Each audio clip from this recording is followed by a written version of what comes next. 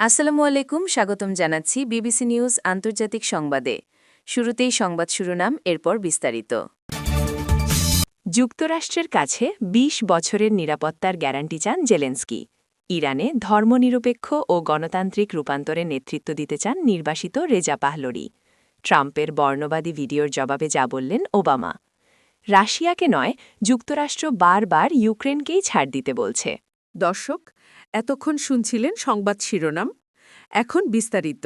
আপনি যদি ইসরায়েলের ধ্বংস চান এবং মুসলিমদের পাশে থাকেন, তাহলে ভিডিওতে লাইক করে চ্যানেলটি অবশ্যই সাবস্ক্রাইব করে দিবেন এবং আপনার মূল্যবান মতামত অবশ্যই কমেন্টে লিখে জানিয়ে দিবেন। এখন বিস্তারিত।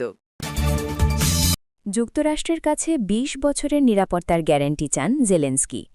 ইউক্রেনের প্রেসিডেন্ট ভলোদিমির জেলেনস্কি বলেছেন, তার দেশ কিয়েভ ও মস্কোর যুদ্ধবন্ধে শান্তি চুক্তিতে সই করতে প্রস্তুত। তবে যুক্তরাষ্ট্রকে ২০ বছরের নিরাপত্তার গ্যারান্টি দিতে হবে। এই সময়ের মধ্যেই ইউক্রেনের কোনো রকম হামলা চালাতে পারবে না রাশিয়া। এমন নিশ্চয়তা পেলেই কেবল শান্তি চুক্তি হতে পারে।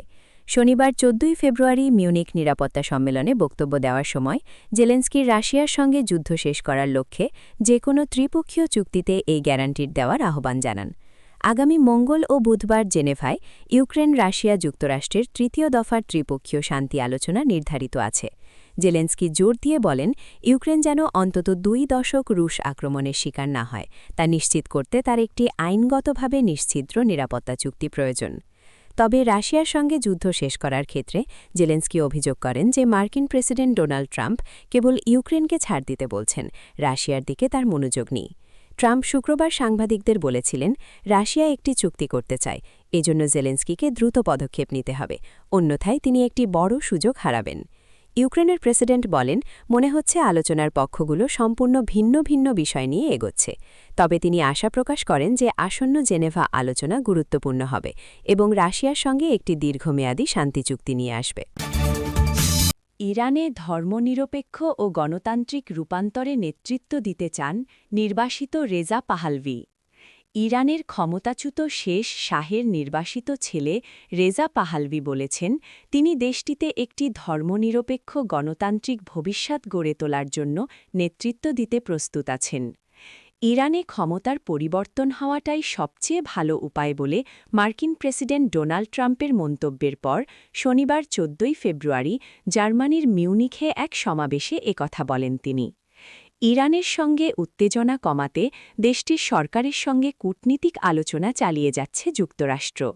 শনিবার সুইজারল্যান্ড বলেছে, আলোচনায় মধ্যস্থতাকারী হিসেবে ওমান সরকার আগামী সপ্তাহে জেনেভায় নতুন দফা বৈঠকের আয়োজন করবে। আর এর মধ্যেই রেজা পাহলভি ইরানে নেতৃত্ব দেওয়ার আগ্রহ প্রকাশ করলেন। রেজা পাহলভি ১৯৭৯ সালে ইসলামী বিপ্লবের আগে ইরান ছেড়েছিলেন। তারপর আর দেশে ফেরেননি।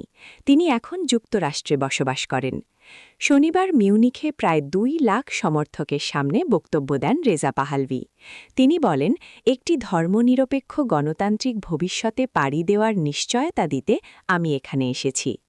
রেজা পাহলভি আরও বলেন, আপনাদের জন্য রূপান্তরের নেতা হিসেবে ভূমিকা রাখতে আমি অঙ্গীকারবদ্ধ, যেন একদিন আমরা ব্যালট বাক্সের মাধ্যমে গণতান্ত্রিক ও স্বচ্ছ প্রক্রিয়ায় আমাদের দেশের ভাগ্য চূড়ান্তভাবে নির্ধারণ করার সুযোগ পাই। এ সময় উপস্থিত জনতা জাবিদ শাহ দীর্ঘজীবী হোক স্লোগান দিচ্ছিলেন। তারা সিংহ ও সূর্যের ছবিযুক্ত সবুজ, সাদা ও লাল রঙের পতাকা ওড়াচ্ছিলেন। পতাকার ছবিটি ক্ষমতাচ্যুত রাজতন্ত্রের প্রতীক। ওই সমাবেশে উপস্থিত ছিলেন ৬২ বছর বয়সী ইরানি নাগরিক সাইদ। তিনি বলেন, ইরানের শাসন ব্যবস্থা একটি মৃত শাসন ব্যবস্থা, এর অবসান হওয়া উচিত। রেজা পাহলভি দেশের ভেতরে ও বাইরে থাকা ইরানি নাগরিকদের প্রতিবাদ চালিয়ে যাওয়ার জন্য আহ্বান জানিয়েছেন।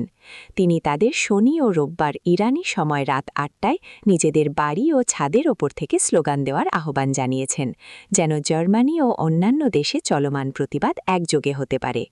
শনিবার যুক্তরাষ্ট্রের লস অ্যাঞ্জেলেসের ডাউনটাউন থেকে ওয়াশিংটনের ন্যাশনাল মল পর্যন্ত বিভিন্ন সমাবেশে হাজার হাজার মানুষ অংশগ্রহণ করেছিলেন। তারা ইরানের সরকার বিরোধী বিক্ষোভের সঙ্গে সংহতি প্রকাশ করেছেন। ইরানে গত মাসে বিক্ষোভ জোরালো হয়ে ওঠার পর ট্রাম্প বলেছিলেন ওই আন্দোলনকে সমর্থন দিতে যুক্তরাষ্ট্র সামরিকভাবে হস্তক্ষেপ করতে পারে। ইরানে ওই বিক্ষোভ চলাকালে ব্যাপক ধরপাকড় ও সহিংসার ঘটনা ঘটেছিল। মানবাধিকার সংস্থাগুলোর হিসাব অনুযায়ী ওই সময় কয়েক হাজার মানুষ নিহত হয়েছে। শনিবার সমাবেশে যোগ দেওয়ার আগে মিউনিক নিরাপত্তা সম্মেলনে জড়ো হওয়া সাংবাদিকদের সঙ্গে আলাপ করেন পাহালভি।